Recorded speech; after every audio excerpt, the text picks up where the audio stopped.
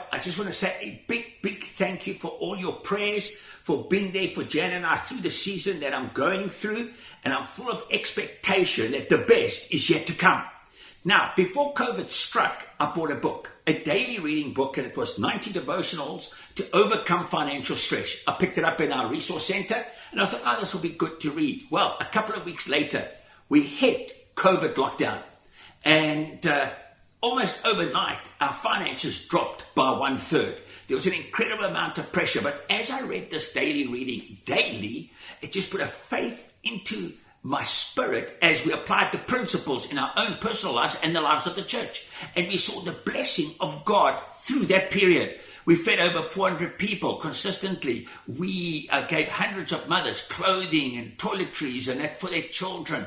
It was incredible to see what was going on. We made a promise that we would give 4 wells to villages in Zambia who had no water, and we were able to keep that promise. Not only that, but we heard of a church in Johannesburg, a great church, that had started a building project, and they weren't able to finish it because COVID had struck and they were in a tight place. And we were able to bless them substantially so that they could continue their project and launch their church. And so it's been an exciting time for us during this period, and it's been so good to see how God came through for us. But when lockdown ended and we came out of it, then there were a lot of people that were going through difficult times, understandably.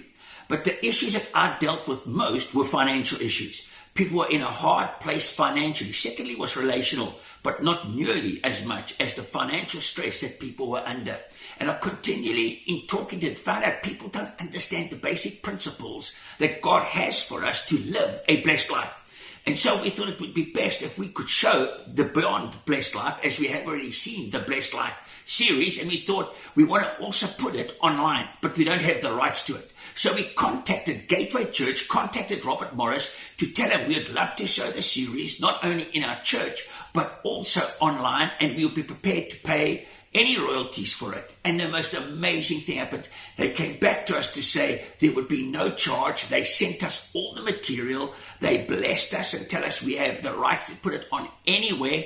And so this is the start of it today. And, it just shows you the heart of Robert Morris and that church. They are truly there to be a blessing. And we are now seeing the fruits of that in our own lives. And I want to encourage you to watch all 4 of these in the series. The first 2 are a foundation. You've got to get the foundation right. Nobody looks at a building and says, wow, what nice foundations. They say, what a beautiful building. Well, he sets the foundation, and then the last 2, he builds on it, on how to be a great steward. And I know that if you apply these principles in your life, you will live a blessed life. Not only will you live a blessed life, but you will be able to be a blessing. So right now, I want to say to you, get your notepads out, get your heart opened. I want to introduce you to Robert Morris from Gateway Church. Hey everyone, I'm so honored to get to share with you today a message from my series, Beyond Blessed. Many years ago, I wrote a book called The Blessed Life on generosity. But what I didn't realize was that many people don't understand the principles of stewardship. And God really can't bless us the way He wants to bless us unless we understand the principles of stewardship. And I promise you that when God puts these principles in your life, it brings such a change, it brings such an order to your life, it takes away so much stress. So I pray that as I speak today, that you'll allow the Holy Spirit to speak to you. And I pray that you'll allow God to bless you beyond what you could imagine so that you can be a blessing. I love you so much. So we're going to begin a new series called Beyond Blessed. It'll be 4 weeks. I'll preach all the weeks. And the title of this message is Living Beyond Blessed. Now, you might think, well, what do you mean by beyond blessed? I mean, if you're blessed, aren't you blessed? How can you be beyond blessed? So I thought of a little natural example, and it relates to where I am in my stage of life. If you have a grandchild, that's blessed. If you have 9 of them, that's beyond blessed. So I'm beyond blessed. So what I mean by beyond blessed is that God so blesses us, I'm not talking about materialism, please hear me, but it's so that we can be a blessing. It's so that we can bless others. And this is actually, Beyond Blessed is the sequel to The Blessed Life. In some ways, it's the prequel. They go hand in hand, and I'll explain that. But let me give you a little history of The Blessed Life. We started the church in 2000. In 2001, James Robinson's ministry came to me and asked me to come on the program and teach on giving. And the reason was, James said, because I teach giving, the way I teach giving, he was talking to me, he said, the way you teach giving is that you teach that we get to give, we don't give to get. Everyone get that? And there's a lot of give to get teaching going on right now. And so he said, I want you to come on and teach on that. And then he said, and if you can write a book, that would be good. And so I said, well, when are you talking about airing these programs? He said, in about 3 to 4 months. Okay. So I actually went to a friend's vacation home and dictated The Blessed Life into a tape recorder in 3 days. And then gave it to a guy in our church who's an editor and ghostwriter that helped put it in, written form for me, who still works with me to this day. He helped me on Beyond Blessed. Very, very gifted writer. And so anyway, we had it out and we self-published it. Now, let me give you a little background. 90% of all books sell less than 5,000 copies. 90%. 95% sell less than 10,000 copies. So only 5% ever sell more than 10,000 copies. So we self-published The Blessed Life and sold 250,000 copies self-published. Then we assigned it to a publisher, and now it's in 30 or 40 something languages. It's around the world. It's used as textbooks in some places. Millions and millions of copies. It's not just a bestseller. It's still a bestseller in America every month. It's still on the best-selling list 17 years later, and many times still the #1 spot. And it's an international bestseller now. Just so you know also, most people know this, but I believe in giving the first to God. I believe the Bible teaches that. We'll talk about that a little bit. And when I laid my hands on the manuscript for The Blessed Life, I felt like the Lord said, will you give this one to me? And so I gave that book to Gateway Church. Gateway Church owns The Blessed Life. Now this is something that's so amazing about this. Debbie and I have never taken a dime from it. This is going to shock you what I'm about to say. And I wondered whether I should say it or not because it is a big number, but I just want to let you know how God's used the book. Gateway Church, it brings in about $500,000 a year. That one book to the church. So it's unbelievable what God's done with the book. And I believe it has helped spark a movement of generosity in the kingdom of God. And many pastors would agree with that. But right after I wrote the book, I started getting a lot of emails and questions, and people would say something like this, Pastor Robert, I'm giving, but I'm still in debt. And for me, I didn't understand that. Because giving is only one part of being blessed. And it's almost like saying, when you talk about grooming, you need to brush your teeth and wash your hair and use deodorant and, all sorts of things for grooming. But it was almost like someone was saying to me, I comb my hair, but I still stink. Well, there's more to it than simply running a comb through your hair, So giving is very important, generosity. But there's a huge second component, and that's what we're going to talk about in Beyond Blessed, and it's stewardship. Now, please hear me. Stewardship is not a bad word. It's not a bad word. Many times we have a bad connotation of it because a church will say, we're going to do a stewardship campaign. It means we're going to raise money for something. Or I'm going to bring my annual stewardship message. It means he's going to preach on money, But stewardship has to do with every area of your life. So let me explain to you about living beyond blessed. Let me tell you point number one. Point number one is it takes 2 legs. It takes 2 legs. Here's what I mean by that. I didn't name The Blessed Life. I didn't name it The Blessed Wallet. I didn't name it The Blessed Checkbook. I named it The Blessed Life. And a life walks on 2 legs. If you're going to get somewhere, you got to be able to move forward by moving one at a time. Even Nick, who was here last Sunday night, you saw him on the table, moving his hips, moving from side to side, just moving right, left, right, left. All right, so it's the same thing with being blessed. The two legs are generosity, which I covered in the Blessed Life, and stewardship. Let me say it this way. If you are generous, but you're not a good steward, God will never open the windows of heaven over you. Here's the reason why. Because you won't manage it right. He can never give you a lot of resources because you don't understand stewardship. You're not managing. You won't manage them. And so it'll get wasted. On the other hand, if you're a good steward, but you're not generous, by the way, we call that tight. Go ahead and nudge. Okay. Then why would God bless you either? Now, please hear me. Because his purpose is to get the resources to the people who need it. See, think about the need. All the people who need food, water, the gospel preached, churches built, missionaries sent, all the need. Over here, all the supply and demand would be God. God owns everything. He owns everything. He owns everything in the world and out of the world, for that matter. He owns Mars. You know, he'll be at Mars when Elon Musk gets there. So he owns everything, okay? So God owns it all. Here's God. Here are all the resources, right? All of them. All of them. God has it all. Here's all the need. What's in between? You are. Because God channels, directs, funnels his resources through his children. So he's trying to get it over there, so he'll bless you. But if it doesn't get over there, please hear me, he's going to move on to someone else. He's going to find someone who will be a river, not a reservoir. Because he's trying to help those people who need help. So he blesses. So we can be generous, but here's what happened with the Blessed Life. A lot of people caught generosity, but then they did not catch stewardship or the management of their resources well. And so the blessing didn't last very long because when they got blessed more, they didn't handle it well. They didn't manage it.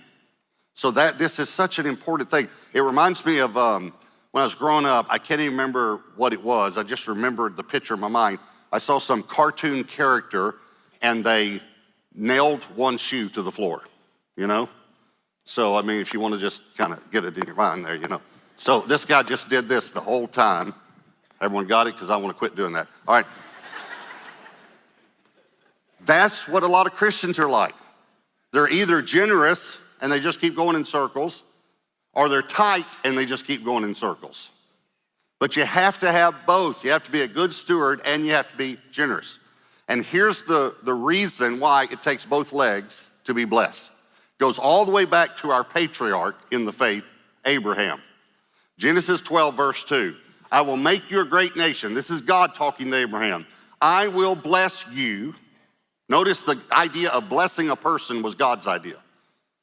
God said, I want to bless you and make your name great. And here's the reason why, you shall be a blessing.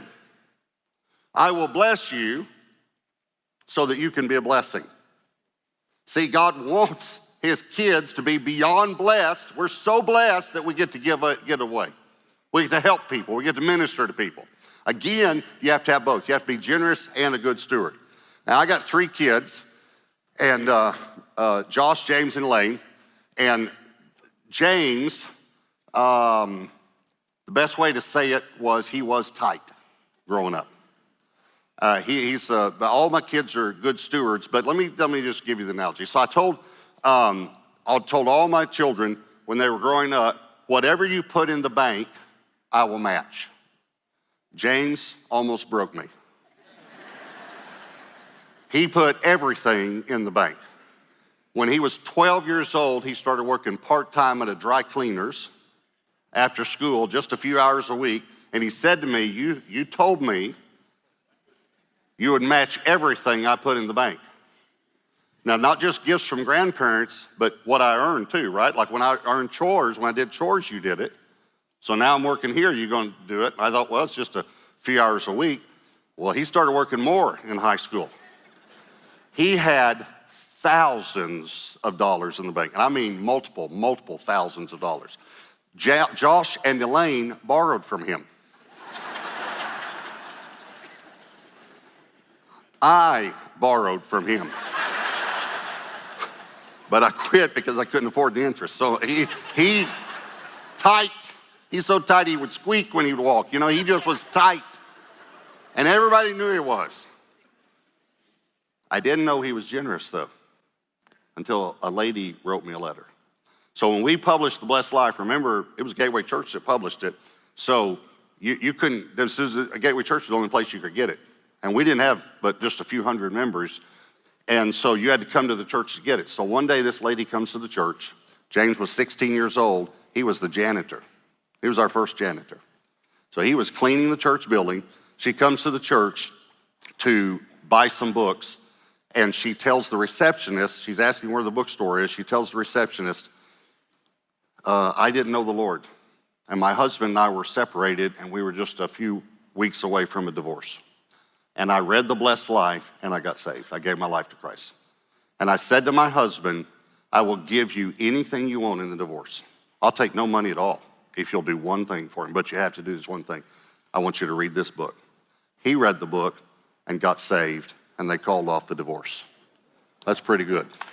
Because they understood to give their lives to the Lord, okay? So she's telling the receptionist this. She said, and I want to buy 10 books to give them away to my friends that don't know the Lord. So the receptionist, they talk for a while, and then she tells her where the bookstore is. She goes down to the bookstore. They've already got the 10 books set out. And when she goes to pay for them, the lady at the bookstore said, it's taken care of. I would have never known this, but the lady that got these books wrote me a letter and told me. And she said, what do you mean it's taken care of? She said, well, did you see the young man that was standing behind you that was taking out the trash when you were talking to the receptionist? She said, yeah, I saw him. She said, that was Pastor Robert's son. And he came down and paid for the books for you. I've watched God bless him in supernatural ways. Supernatural ways. Why? Because he manages well what God gives him. And he's very, very generous. And he never tells anyone what he does. He just does it. So it takes 2 legs to live a blessed life and to live beyond blessed. Here's number 2. Why talk about money? I want to answer this question. Why talk about money? Pastor, I don't think you ought to preach messages on money. And I really don't think you ought to write a book talking about it. Well, have you ever read the Bible? I don't mean that wrong. Have you ever read the Bible? It talks a lot about money. You say, well, I don't know about that. Every time someone worshiped, watch it, they brought an offering. God commanded offerings. God set up tithing. That was not thought up by a preacher, even though you might think it was. A preacher didn't think it up. God did. God put tithing in the scriptures that heaven and earth will pass away, but the word will never pass away. It's pretty amazing. So God did this. As a matter of fact, Jesus talked about it so much, it probably would have upset you too. 16 out of 38 parables talk about money and possessions. So here's a good question. Was Jesus trying to get their money? Okay, before I answer that, am I trying to get your money? I mean, let's just come straight out and answer the question. Am I trying to get your money? Now, I never want to be mean, but sometimes I like to say things straightforward. I'm just going to say it straightforward. I don't need your money. I have never needed your money. And you might think, well, you needed it to build this church. No, I didn't, because God built this church. And you might think, well, yeah, but he used my money. No, he didn't. He used his money.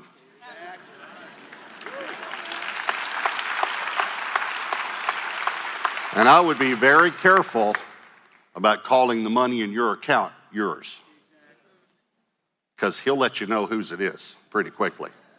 The earth is the Lord's and the fullness thereof. Matter of fact, that's the content of the whole book, is whose is it? Who's it belong to? Who's the owner and who's the steward? And God's the owner.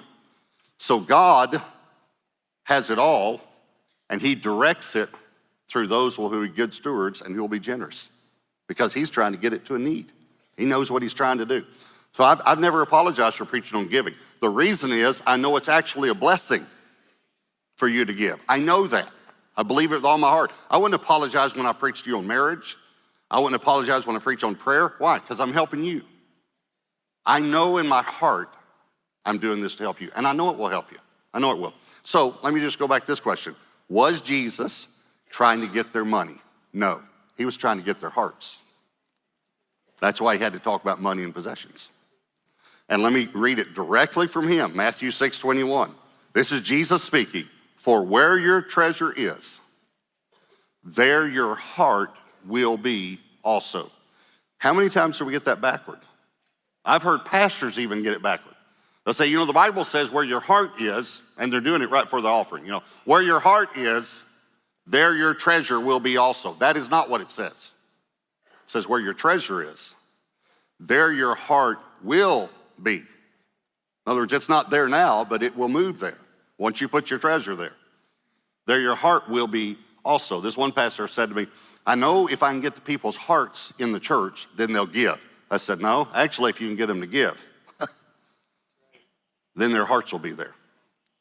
Another pastor, I travel and speak, in other churches and conferences and things. And so I was in this church one time, the guy said, listen, if you see anything in the service that, that can help us, please let me know. So after the service, we went out to eat, and I said, yeah, I did see something, and I want to kind of put it straightforwardly to you so it'll make an impact on you. And so he said, okay, great. And I said, well, I realize that you don't believe in your heart that giving is a blessing for people. And he said, really? So tell me why.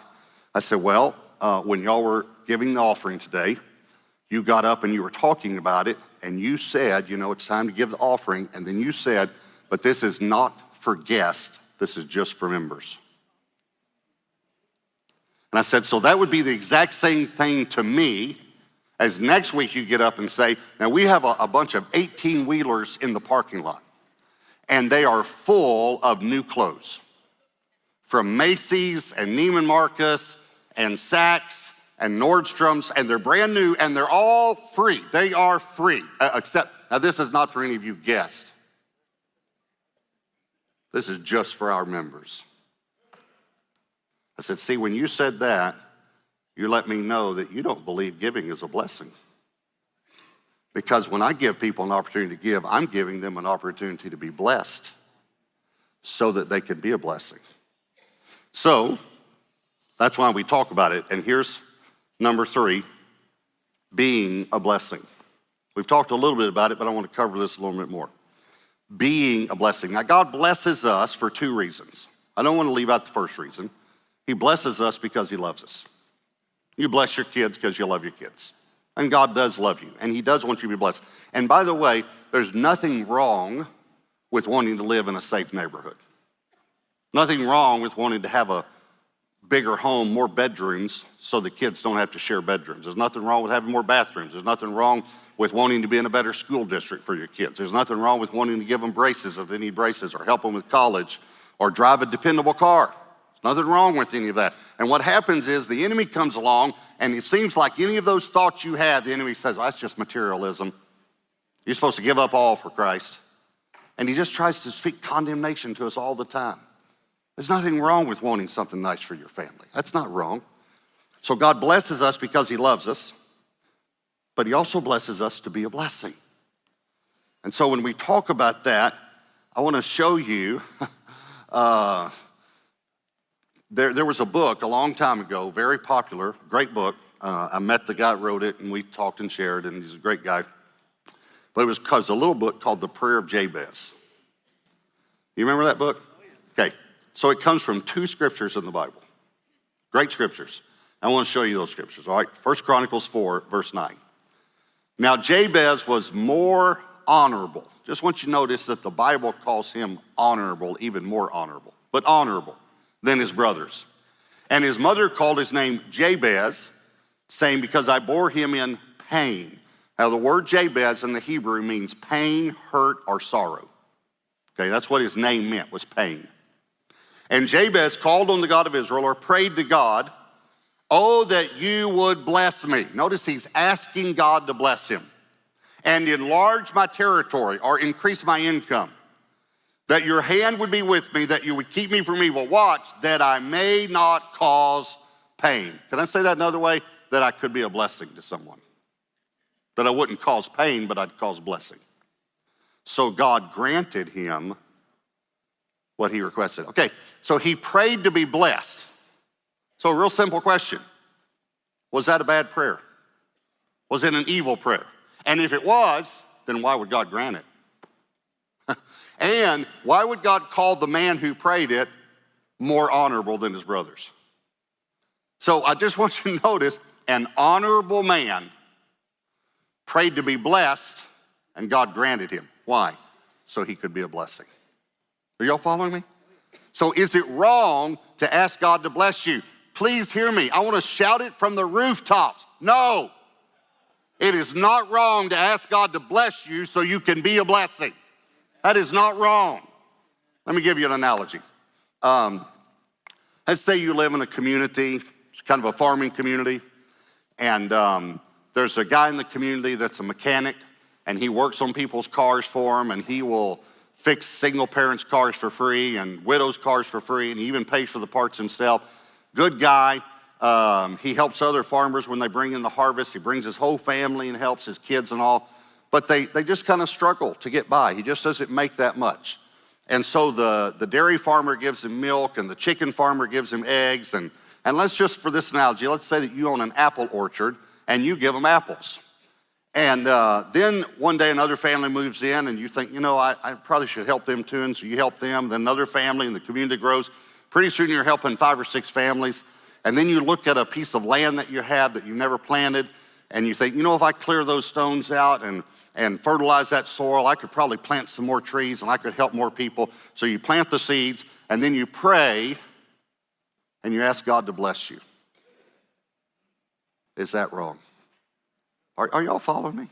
It's like the enemy has so messed us up that we should never ask God to be blessed, and that if anyone even preaches on being blessed or even talks about finances, oh, that's that prosperity stuff. That's out of whack, and that guy's materialistic. It is not wrong to be a blessing. It's not wrong to steward your finances in such a way that when you see a need and God leads you, you can meet that need. Are y'all following me? That's what I'm talking about. That's what Beyond Blessed is about. Beyond Blessed is about being a blessing. Not being blessed for selfish reasons, but being a blessing. Being blessed so we can be a blessing. Let me tell you one more story that happened to me. Debbie and I have some land, outside the Metroplex, and we were driving in one time, and we were going to stop and get gas on the way and go to the bathroom and all. And I started thinking about, now this is going to sound bad, but I'll explain it in a moment.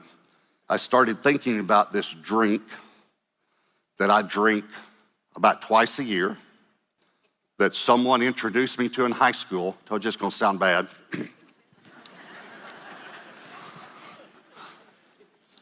And I started thinking when I stop, I'm going to get that drink. So let me go ahead and tell you what the drink is, all right?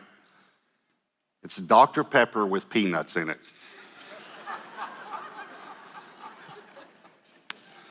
How many of you have ever heard of someone putting peanuts in Dr. Pepper? Can I see your hands? Every campus? Okay. How many of you have ever tried it?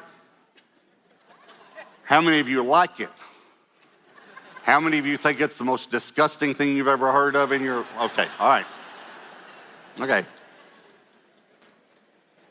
So anyway, again, it's about twice a year. I don't need to go to classes or anything yet, but I just got thinking about it. The reason it's pertinent to the story is because otherwise I would just got gas on the card, pay the card at the end of the month, go in, use the restroom, come back out. But I had to go to the counter because I had my craving, that I wanted Dr. Pepper and peanuts. So I went to the counter to pay for it, and there was a lady in front of me who was counting coins out. No paper money, just coins. She bought $1.32 worth of gas. So I did what any of you would do. I know you. You'd do the same thing. I went out to the pump. She was about my age, maybe a little younger, and she had her son and daughter-in-law there. And she was buying, that was all the cash they had. And I said, I'd like to fill your car with gas.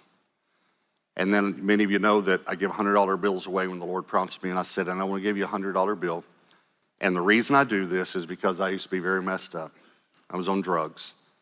God saved my life. And God prompts me every now and then to give someone a $100 bill. But you have to know that this $100 bill is to remind you that God knows where you are, that he loves you, and that he wants to change your life. This mother of these two grown young people said, she gave me a hug and she whispered in my ear, you'll never know how much they needed this right now. That is living beyond blessed. That's living beyond blessed.